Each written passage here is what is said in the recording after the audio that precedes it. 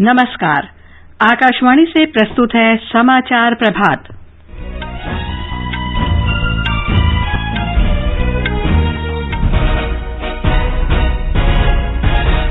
अफगानिस्तान में काबुल हवाई अड्डे के बाहर हुए आत्मघाती विस्फोट में 60 नागरिक और 13 अमेरिकी सैनिक मारे गए। अमेरिका के राष्ट्रपति जो बाइडेन ने हमले के बावजूद अफगानिस्तान से अपने नागरिकों और अन्य लोगों की पूरी तरह से सुरक्षित वापसी का संकल्प दोहराया। भारत ने काबुल में बम धमाकों की निंदा की। विदेश मंत्री डॉक्टर एस जयशंकर ने कहा कि अफगानिस्तान से भारतीयों की वापसी सरकार की सर्वोच्च प्राथमिकता। कृषि मंत्री नरेंद्र सिंह तोमर ने कहा, भारत अपने किसानों और वैज्ञानिकों के प्रयासों से विश्व का नेतृत्व कर सकता है। भारत ने 18 वर्ष से अधिक आयु वर्ग की 50% आबादी को कोविड रोधी टीका लगाकर महत्वपूर्ण उपलब्धि हासिल की। देश में 61 करोड़ से अधिक लोगों को कोविड रोधी टीके लगाए गए। केंद्र सरकार ने केरल और महाराष्ट्र में कोविड के प्रसार को रोकने के लिए उठाए गए उपायों की समीक्षा की। और क्रिकेट में इंग्लैंड की टीम आज भारत के साथ तीसरे टेस्ट मैच के तीसरे दिन लीड्स में कल के स्कोर 8 विकेट पर 423 रन से आगे खेलना शुरू करेगी।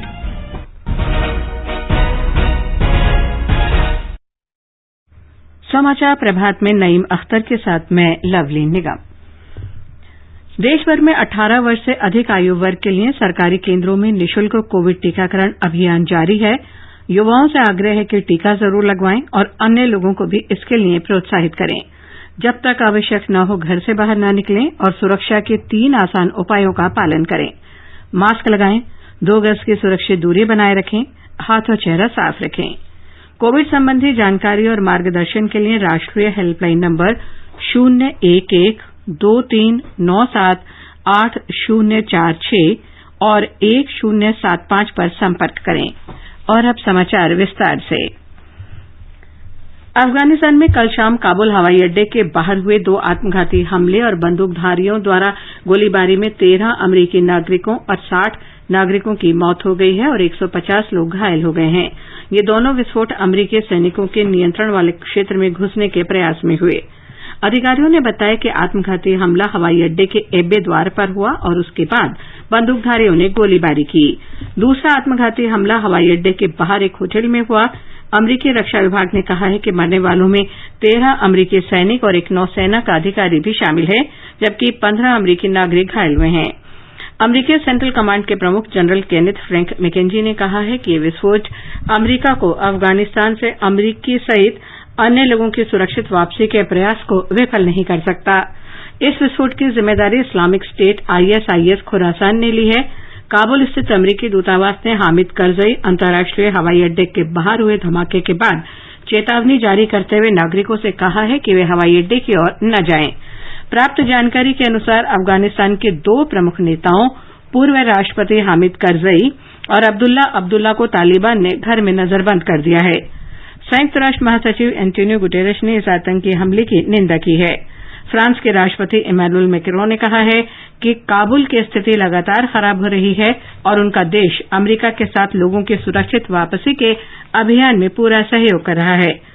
ब्रिटेन के प्रधानमंत्री बोरिस जॉनसन ने कहा कि इस हमले के बावजूद ब्रिटेन लोगों की सुरक्षित वापसी का अभियान जारी रखेगा। अमेरिकी राष्ट्रपति जो बाइडेन ने संकल्प व्यक्त किया है कि काबुल हवाई अड्डे पर आत्मघाती बम हमले के बावजूद अफगानिस्तान से अमेरिका और अन्य देशों के नागरिकों की सुरक्षित वापसी की जाएगी। विस्फोट में मारे गए लोगों के लिए आतंकियों को जिम्मेदार ठहराते हुए श्री बाइडेन ने वादा किया कि इन मौतों का बदला लिया जाएगा। As well as anyone who wishes America harm, know this: we will not forgive. We will not forget. We will hunt you down and make you pay. राष्ट्रपति बाइडेन ने अमेरिकी सेनाओं की सराहना की और मृतकों के सम्मान में उनसे मौन रखने का आग्रह किया। भारत ने काबुल में हुए बम विस्फोट की तीखी आलोचना की है। भारत ने इस आतंकवादी हमले में मारे गए लोगों के परिवार के प्रति संवेदना व्यक्त की है। उसने कहा कि काबुल में हुए हमले ने दुनिया को आतंकवाद और उन सभी लोगों के खिलाफ एकजुट होने की जरूरत को बल दिया है जो आतंकवादियों को पनाह मुहैया कराते हैं। विदेश मंत्री डॉक्टर एस जयशंकर ने कल नई दिल्ली में एक सर्वदलीय बैठक में विपक्षी दलों के नेताओं के साथ अफगानिस्तान की स्थिति पर चर्चा की। विदेश मंत्री ने कहा कि अफगानिस्तान के लोगों के साथ भारत की दोस्ती महत्वपूर्ण है। उन्होंने कहा कि सरकार के साथ साथ विपक्षी पार्टियों का भी अफगान मुद्दे पर समान विचार है। The message which we all want to give you, all of us political parties, including the government, is that on this matter we all have a very similar view. We have a strong national position on Afghanistan. The friendship with Afghan people is something which matters to all of us. So we approach this situation very much in a spirit of, I would say, national unity. Doctor Jaishankar ने कहा कि इस समय भारत की चिंता वहां से भारतीय नागरिकों को निकालने और अफगान लोगों के साथ दोस्ती बनाए रखने की है। उन्होंने इस बात पर जोर दिया कि सभी नागरिकों को अफगानिस्तान से निकाल लिया जाएगा। We have under Operation Devi Shakti done 6 flights. We have brought back most of the Indians, but not all of them. There are still a few out there. Definitely we will try and bring out everybody. We have also brought out some Afghan citizens who wanted to come to India at this point of time. We have tried to address many of the other issues like by instituting an e-visa policy. Government is very, very strongly committed to ensuring the full evacuation as soon as possible. Rajya Sabha में विपक्ष के नेता मल्लिकार्जुन खड़गे ने कहा कि अफगान संकट पूरे देश की समस्या है। उन्होंने कहा कि इसके समाधान के लिए सबको मिलकर काम करने की जरूरत है। कांग्रेस नेता ने कहा कि इस मुद्दे पर सभी विपक्षी दल एकमत हैं। कृषि मंत्री नरेंद्र सिंह तोमर ने कहा है कि भारत ने अनाज के क्षेत्र में बड़ी उपलब्धियां हासिल की हैं। उन्होंने कहा कि देश के किसानों और वैज्ञानिकों के प्रयासों की बदौलत भारत प्रतिस्पर्धा में लगभग सभी जिंसों के मामले में विश्व में पहले स्थान पर पहुंच सकता है। श्री तोमर कल किसानों के लिए राष्ट्रीय खाद्य और पोषण अभियान का शुभारंभ करने के अवसर पर बोल रहे थे। इसका आयोजन भारतीय कृषि अनुसंधान परिषद ने किया था। उन्होंने कहा कि स्वतंत्रता की 75वीं वर्षगांठ के अवसर पर भारत को अंतर्मंथन करने और चुनौतियों का समाधान करने की आवश्यकता है। श्री तोमर ने कहा कि किसानों को मूल्यवान फसलों और शिक्षित युवाओं को पर्यावरण अनुकूल खेती की ओर आकर्षित किया जाना चाहिए। राष्ट्रपति रामनाथ कोविंद ने कहा है कि राष्ट्रीय शिक्षा नीति 2020 मौजूदा पीढ़ी को 21वीं सदी की आवश्यकताओं और आकांक्षाओं को पूरा करने में सक्षम बनाने में मददगार होगी। राष्ट्रपति कल शाम लखनऊ में बाबा साहेब भीमराव आम्बेडकर विश्वविद्यालय के 9वें दीक्षांत समारोह को संबोधित कर रहे थे। श्री कोविंद ने कहा कि राष्ट्रीय शिक्षा नीति का लक्ष्य शिक्षा के क्षेत्र में भारत को महाशक्ति बनाना है। विद्यार्थियों को संबोधित करते हुए राष्ट्रपति ने कहा कि शिक्षा सामाजिक विकास और व्यक्तिगत उन्नति का सर्वाधिक कारगर साधन है। उन्होंने उत्तर प्रदेश के उच्चतर शिक्षा संस्थानों में नई शिक्षा नीति लागू करने सहित राज्य में शिक्षा के क्षेत्र में किए गए प्रयासों के लिए राज्यपाल और मुख्यमंत्री की सराहना की। श्री कोविंद ने आशा प्रकट की कि 2047 में स्वतंत्रता की शताब्दी मनाने के समय भारत असमानताओं से रहित एक विकसित राष्ट्र बन चुका होगा। राष्ट्रपति कल शाम उत्तर प्रदेश की 4 दिन की यात्रा पर पहुंचे। श्री कोविंद इस दौरान लखनऊ, गोरखपुर और अयोध्या में विभिन्न कार्यक्रमों में हिस्सा लेंगे। ब्यौरा हमारे संवाददाता से। अपनी उत्तर प्रदेश यात्रा के दूसरे दिन राष्ट्रपति रामनाथ कोविंद लखनऊ स्थित कैप्टन मनोज कुमार पांडे सैनिक स्कूल के हीरक जयंती समारोह में मुख्य अतिथि के तौर पर शामिल होंगे। वो उत्तर प्रदेश के पूर्व मुख्यमंत्री डॉक्टर संपूर्णानंद की प्रतिमा का अनावरण करने के साथ ही स्कूल में बालिका छात्रावास की आधारशिला भी रखेंगे। राष्ट्रपति कोविंद इस अवसर पर पूर्व मुख्यमंत्री संपूर्णानंद की याद में 1000 लोगों की क्षमता वाले सभागार का लोकार्पण भी करेंगे। उत्तर प्रदेश के पूर्व मुख्यमंत्री डॉक्टर संपूर्णानंद ने 1960 में सैनिक स्कूल की स्थापना की थी। लखनऊ स्थित कैप्टन मनोज कुमार पांडे सैनिक स्कूल को देश का पहला सैनिक स्कूल होने का गौरव भी प्राप्त है। इसके साथ ही ये देश का इकलौता ऐसा सैनिक स्कूल है जिसका संचालन राज्य सरकार के द्वारा किया जाता है। राष्ट्रपति आज शाम संजय गांधी पोस्ट ग्रेजुएट आयुर्विज्ञान संस्थान लखनऊ के 26वें दीक्षांत समारोह में भी शामिल होंगे। कल राष्ट्रपति गोरखपुर जाएंगे, जहां वो एक कार्यक्रम में शामिल होने के बाद वापस लखनऊ आ जाएंगे। 29 अगस्त को राष्ट्रपति लखनऊ से रेल मार्ग के द्वारा अयोध्या जाएंगे, जहां वो संस्कृति और पर्यटन विभाग की विभिन्न परियोजनाओं का शुभारंभ करने के साथ ही रामलला के दर्शन करेंगे और भव्य मंदिर निर्माण की प्रगति का जायजा लेंगे। सुशील चंद्र तिवारी, आकाशवाणी समाचार, लखनऊ। केंद्रीय वित्त मंत्री निर्मला सीतारामन आज से 2 दिन के त्रिपुरा दौरे पर रहेंगी। अपनी यात्रा के दौरान श्रीमती सीतारामन कई परियोजनाओं का उद्घाटन करेंगी। वो अगरतला के बाहरी इलाके गांधीग्राम के कोविड सुविधा केंद्र जाकर टीकाकरण की जानकारी लेने की भी संभावना है। केंद्रीय मंत्री निर्मला सीतारामन गोमती जिले में महिला स्वयं सहायता समूहों से भी बातचीत करेंगी। वो राज्य के वरिष्ठ अधिकारियों के साथ बैठक करेंगी और आपातकालीन सहायता परियोजनाओं की समीक्षा करेंगी। प्रधानमंत्री नरेंद्र मोदी कल शाम वीडियो कॉन्फ्रेंस के जरिए पंजाब में अमृतसर में पुनर्निर्मित जलियांवाला बाग स्मारक परिसर राष्ट्र को समर्पित करेंगे। प्रधानमंत्री स्मारक के निकट विकसित संग्रहालय दीर्घाओं का उद्घाटन भी करेंगे। स्मारक के निकट जीर्ण, क्षीण और पूरी तरह इस्तेमाल न किए जा रहे भवनों में 4 संग्रहालय दीर्घाओं का निर्माण किया गया है। परिसर में 13 अप्रैल 1919 की घटनाओं को प्रदर्शित करने के लिए ध्वनि और प्रकाश कार्यक्रम की स्थापना भी की गई है।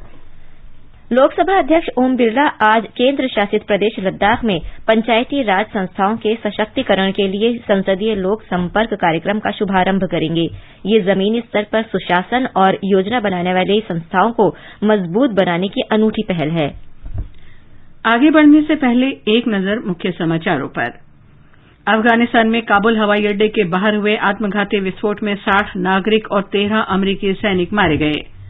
अमरीका के राष्ट्रपति जो बाइडेन ने हमले के बावजूद अफगानिस्तान से अपने नागरिकों और अन्य लोगों को पूरी तरह से सुरक्षित वापसी का संकल्प व्यक्त किया। भारत ने काबुल में बम धमाकों की निंदा की। विदेश मंत्री डॉक्टर एस जयशंकर ने कहा कि अफगानिस्तान से भारतीयों की वापसी सरकार की सर्वोच्च प्राथमिकता। कृषि मंत्री नरेंद्र सिंह तोमर ने कहा, भारत अपने किसानों और वैज्ञानिकों के प्रयासों से विश्व का नेतृत्व कर सकता है। भारत ने 18 वर्ष से अधिक आयु वर्ग की 50% आबादी का कोविड रोधी टीका लगाकर महत्वपूर्ण उपलब्धि हासिल की। देश में 61 करोड़ से अधिक लोगों को कोविड रोधी टीके लगाए गए। केंद्र सरकार ने केरल और महाराष्ट्र में कोविड के प्रसार को रोकने के लिए उठाए गए उपायों की समीक्षा की। और क्रिकेट में इंग्लैंड की टीम आज भारत के साथ तीसरे टेस्ट मैच के तीसरे दिन लीड्स में कल के 8 विकेट पर 423 रन के स्कोर से आगे खेलना शुरू करेगी।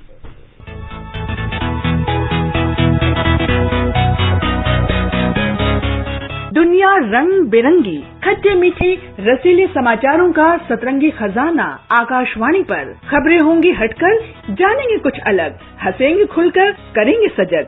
सुनना न भूलें सोमवार और मंगलवार 8 सवेरे तथा शनिवार और रविवार कार्यक्रम परिक्रमा में। भारत ने 61 करोड़ से अधिक कोविड रोधी टीका लगाकर महत्वपूर्ण उपलब्धि हासिल कर ली है। कल लगभग 68 लाख टीके लगाए गए। इसमें 46 लाख से अधिक को पहली डोज जबकि लगभग 21 लाख से अधिक लोगों को दूसरी डोज दी गई। केंद्रीय स्वास्थ्य मंत्री मनसुख मांडविया ने ट्विटर पर कहा कि देश में 50% पात्र आबादी को कोविड रोधी टीका लगाकर महत्वपूर्ण उपलब्धि हासिल की है। टीकाकरण अभियान के तीसरे चरण में अब तक 18 से 44 वर्ष आयु वर्ग के 23 करोड़ लोगों को पहली डोज जबकि 2 करोड़ से अधिक लोगों को दूसरी डोज दी गई है। केंद्रीय गृह सचिव अजय भल्ला ने वीडियो कॉन्फ्रेंसिंग के माध्यम से कल एक बैठक की अध्यक्षता की जिसमें केरल और महाराष्ट्र की राज्य सरकारों द्वारा कोरोना प्रसार की जांच के लिए उठाए गए कदमों की समीक्षा की गई। बैठक के दौरान केरल और महाराष्ट्र में कोरोना स्थिति को लेकर चर्चा हुई। केरल में कोविड-19 की तीसरी लहर की आशंका को देखते हुए महाराष्ट्र सरकार ने कहा है कि वो कोविड रोधी टीके की पहली डोज सभी नागरिकों को देने का लक्ष्य शीघ्र हासिल करने का प्रयास कर रही है। राज्य के स्वास्थ्य मंत्री राजेश टोपे ने कहा कि तीसरी लहर से बचने के लिए टीकाकरण को रामबाण समझते हुए राज्य सरकार टीके की पहली डोज सभी को देने की प्राथमिकता देगी। उन्होंने कहा कि केंद्र सरकार 1 करोड़ 70 लाख वैक्सीन डोज अगले महीने देने पर सहमत हो गई है। तीसरी लहर की आशंका पर विचार करने के लिए कल राज्य मंत्रिमंडल की बैठक हुई जिसके बाद स्वास्थ्य मंत्री ने तैयारियों की जानकारी मीडिया को दी। और ब्यौरा हमारे संवाददाता से। स्वास्थ्य मंत्री राजेश टोपे ने कहा कि केंद्र सरकार ने बताया है कि तीसरी लहर से 60 लाख लोग संक्रमित हो सकते हैं जबकि पहली लहर में 20 लाख लोग और दूसरी लहर में 40 लाख लोग संक्रमित हुए थे। उन्होंने कहा कि राज्य तीसरी लहर का सामना करने के लिए पूरी तरह से तैयार है जिसमें ऑक्सीजन, अस्पताल के बिस्तर, एम्बुलेंस, दवाइयों आदि की उपलब्धता में वृद्धि शामिल है। देवप्रिय भट्टाचार्य जी, आकाशवाणी समाचार, मुंबई। जम्मू कश्मीर में सुरक्षा बलों ने कल किश्तवाड़ जिले के बाहरी इलाके से हिजबुल मुजाहिदीन के 2 आतंकवादियों को गिरफ्तार किया है। हमारे जम्मू संवाददाता ने बताया कि दोनों आतंकवादियों को खुफिया जानकारी मिलने के बाद चतरू इलाके के नायद ग्राम से गिरफ्तार किया गया। पुलिस ने बताया कि उनके पास से भारी मात्रा में हथियार और गोला बारूद बरामद किए गए। कोविड संबंधी राष्ट्रीय हेल्पलाइन नंबर हमारी वेबसाइट newsonair.gov.in पर उपलब्ध हैं। आजादी के अमृत महोत्सव के अंतर्गत आइए अब सुनते हैं आकाशवाणी की विशेष प्रस्तुति आजादी का सफर। आजादी का अमृत महोत्सव।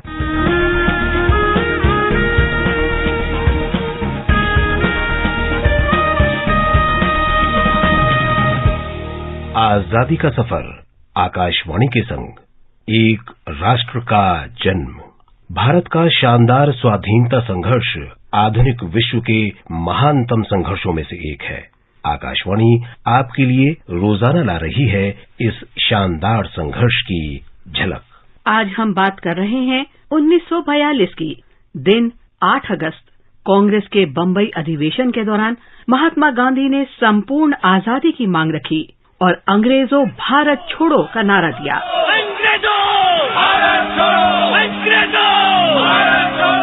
अगले ही दिन कांग्रेस के सभी प्रमुख नेता गिरफ्तार कर लिए गए और कुछ भूमिगत हो गए। देश भर में व्यापक जन आंदोलन शुरू हो गया।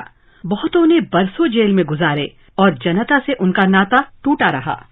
लेकिन ऐसे समय कांग्रेस के खुफिया रेडियो ने कमान संभाली। वो भूमिगत रेडियो स्टेशन था जो भारत छोड़ो आंदोलन के दौरान लगभग 3 महीने तक चलता रहा और इंडियन नेशनल कांग्रेस की आवाज बना रहा।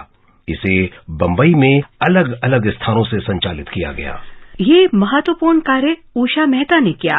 महान स्वाधीनता सेनानी उषा मेहता ने हैम रेडियो ऑपरेटर्स के सहयोग से ये जिम्मेदारी निभाई। 27 अगस्त 1942 को कांग्रेस के खुफिया रेडियो का प्रसारण शुरू हुआ और उद्घोषक डॉक्टर उषा मेहता की आवाज गूंजी। ये कांग्रेस रेडियो है। 42.34 मीटर पर आप हमें भारत में किसी जगह से सुन रहे हैं। I was connected with the underground Congress radio in Bombay.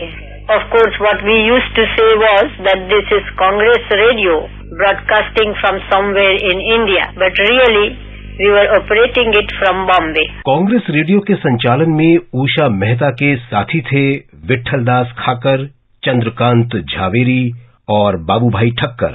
इसके लिए मुंबई में शिकागो रेडियो के नाड़िक मोतवाड़े ने तकनीशियन और उपकरण उपलब्ध कराए। राम मनोहर लोहिया, अच्युतराव पटवर्धन और पुरुषोत्तम टीकमदास जैसी हस्तियां भी कांग्रेस रेडियो से जुड़ी रहीं। Immediately the call was given by Mahatma Gandhi to do or die. We thought it would be better if we have a broadcasting station of our own, because a transmitter certainly is the best way of giving the news about freedom struggle to the people and reaching it to every nook and corner of the country. So we thought of organizing a secret radio station. आज ही के दिन 1781 में मैसूर के हैदर अली ने British east India company की सेना के साथ ही पोलीलूर के युद्ध में मोर्चा संभाला। हैदर अली की सेना ने अंग्रेजों की सेना को काफी क्षति पहुंचाई, लेकिन कांचीपुरम उनके हाथ से निकल गया। पोलीलूर का युद्ध दूसरे आंग्ल मैसूर युद्ध का ही हिस्सा था, जिसमें 1780 से 1784 तक ब्रिटिश सेना का सामना हुआ था मैसूर के शासक हैदर अली और उनके पुत्र टीपू सुल्तान से।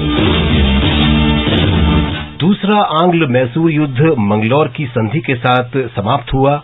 इस संधि के तहत दोनों पक्षों ने एक दूसरे के क्षेत्र और कैदी लौटा दिए। इस युद्ध के दौरान मैसूर की सेना ने ब्रिटिश ईस्ट इंडिया कंपनी की सेना पर मैसूरी रॉकेट का सफलतापूर्वक इस्तेमाल किया। आज बस इतना ही।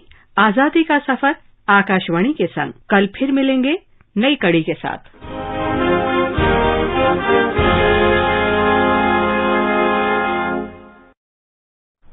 आकाशवाणी समाचार सुनते रहें और आजादी के अमृत महोत्सव में हमारे साथ शामिल रहें। आजादी का सफर आकाशवाणी के संग सोमवार 16 अगस्त से हर दिन आजादी का अमृत महोत्सव श्रृंखला में आकाशवाणी समाचार आप तक पहुंचाएगा स्वाधीनता संग्राम के सेनानियों के संघर्ष और बलिदान की गाथा। 100.1 FM गोल्ड चैनल पर सुबह 8 बजे, दोपहर 2:30 बजे और रात 8 बजे।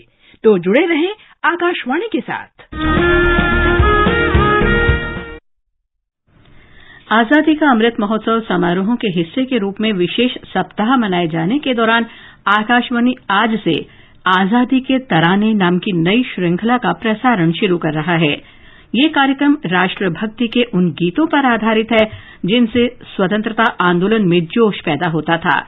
ये कार्यक्रम आज से 100.1 FM गोल्ड चैनल पर परिक्रमा के अंतर्गत शाम 4:45 से सुना जा सकता है।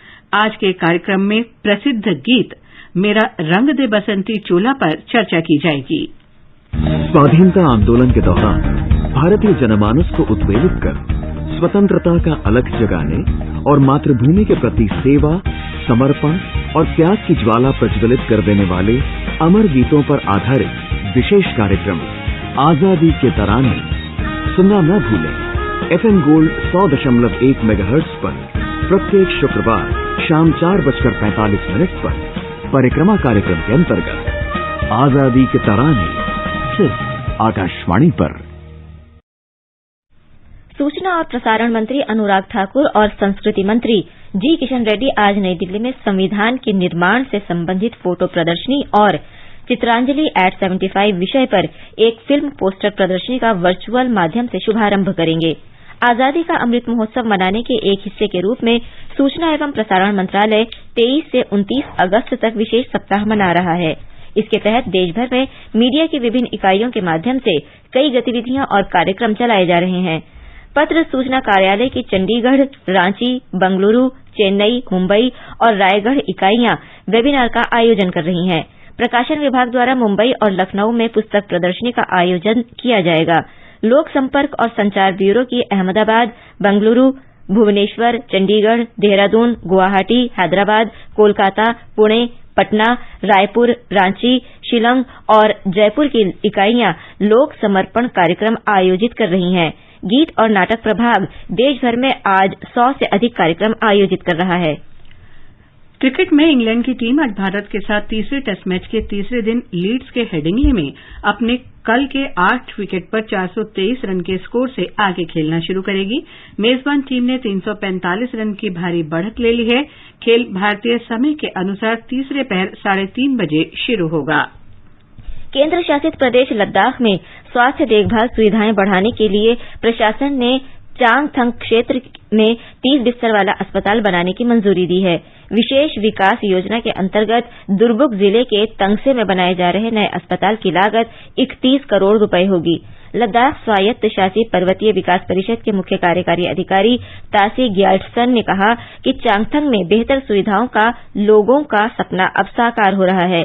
लेह पर्वतीय परिषद ने इस क्षेत्र में हॉस्पिटल निर्माण का प्रस्ताव किया था।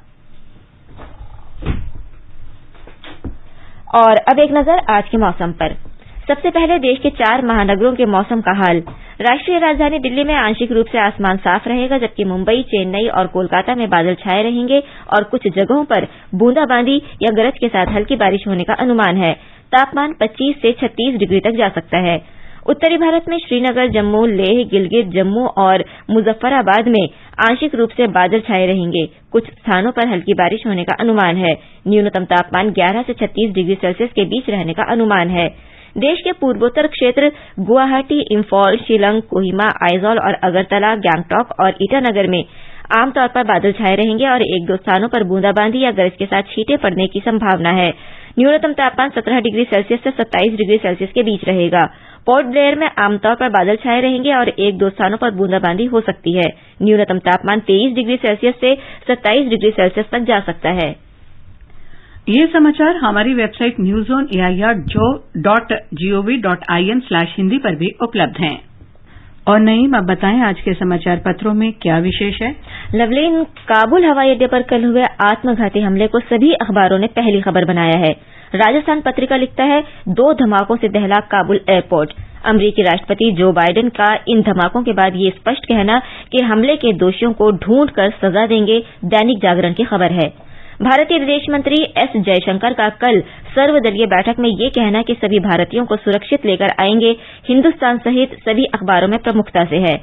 दैनिक जागरण की सुर्खी है, सरकार की अफगानिस्तान के संबंध में अंतर्राष्ट्रीय स्तर पर हो रही गतिविधियों पर भी नजर है।